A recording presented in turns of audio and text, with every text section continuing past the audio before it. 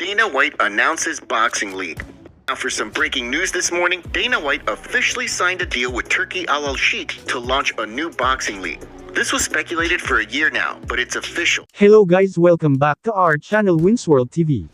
So boxing rules update, pabor at pagkakataon ni former 3 World Division Champion Cuadro Alas Angas ng Pinas John Riel Casimero, na umangat sa rangkang na walang tulong ng isang boxing promoter, dahil kung talagang malakas itong si John Riel Casimero sa 122-pound super bantamweight ay mauubos niya ang mga nasa top rank ng naturang division, at maglagay sa kanya sa top 1 at maging isang ganap na top contender at mandatory challenger ng naturang division. Dahil si Turki Al Sheikh ay may ginawang pagbabago sa boxing rules at sa pakikipagsanib puwersa ng big-time promoter na si UFC President Dana White. What's up guys, we have just done a deal to start a new boxing league with Turki, who absolutely loves the sport of boxing. I am very happy today. I give the flag of boxing to the best man who can handle it. He have a tough job now, but I am sure he will be delivering to the people and the fans the magnificent league and get boxing great again. The model is proven to deliver the fights that the fans want to see. The best will fight the best, and the fighters will continue to move up the rankings and become world champions.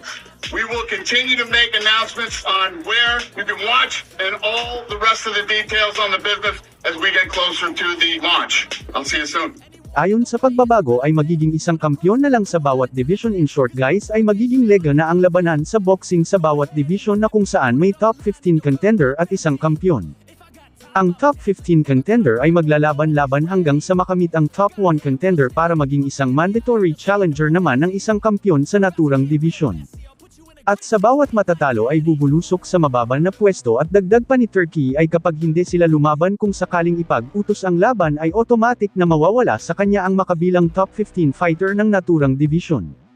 Kaya maraming pagkakataon ng mga nasa lower ranking dahil pwede na silang umangat sa top 1 kapag sila ay mananalo.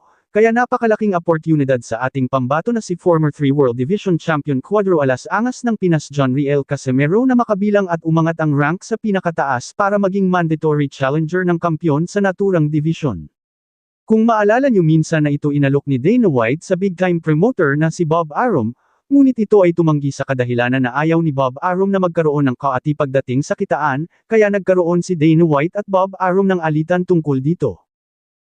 Noon pa man ay mainit na talaga ang dugo ni Dana White at Bob Arum, dahil parang ayaw nila masapawan ang bawat isa. Kung inyo pong makikilala si Dana White na kilala bilang Dana Frederick White Jr., isa itong American businessman, CEO, and President of the Ultimate Fighting Championship, siya din ang may-ari ng Power Slap A-Slap Fighting Promotion, ipinanganak noong July 28, 1969.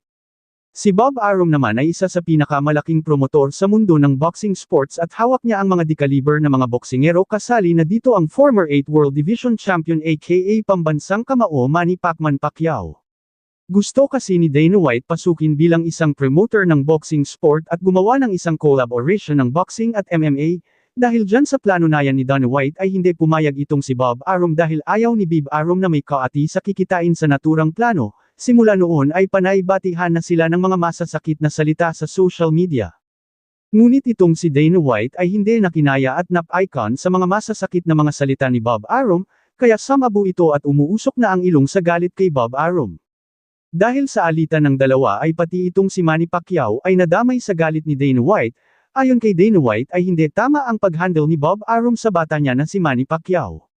Nanghihinayang si Dana White at sinisi itong si Bob Arum sa sinapit ni Manny Pacquiao sa mga kamay ni Juan Manuel Marquez na kung saan ay nawalan talaga ito ng malay matapos tamaan ng solidong suntok ni Juan Manuel Marquez.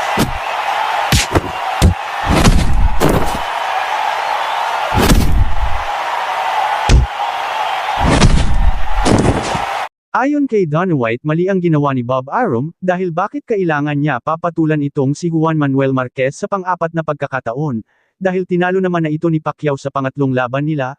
Dagdag pa ni Dana White ay dapat iba na lang ang itinapat kay Manny Pacquiao at hindi si Juan Manuel Marquez. Sa ginawa daw ni Bob Arum ay talagang pinakita niya na talagang pera-pera na lang ang labanan. You don't take that fight, you idiot. Why would you do that fight? It's all about the money. That's about the money. That's why. That was a money fight. That's what that fight was done for. He should have fought Bradley. Dagdag pa ni Dana White ay walang pakialam itong si Bob Arum sa mga bata niyang mga boksingero, Para lang kumita ito ng limpak-limpak na pera. Thank you for watching. Salamat sa inyong panunood. This is Winsworld TV.